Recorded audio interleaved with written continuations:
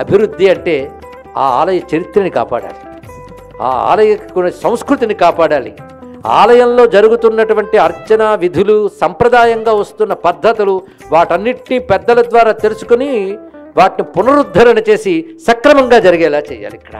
ఇక్కడ భీమకవి ఉండేవాడు అని ఒక చారిత్రకమైన ఒక గుర్తు చూపించాలండి.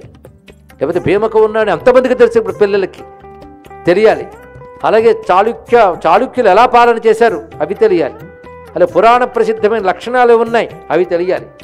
అంతేకాదు ఆలయం ఎంత గొప్పదైనా అక్కడ జరగవలసిన అర్చనా విధానాలు సక్రమంగా జరగాలి.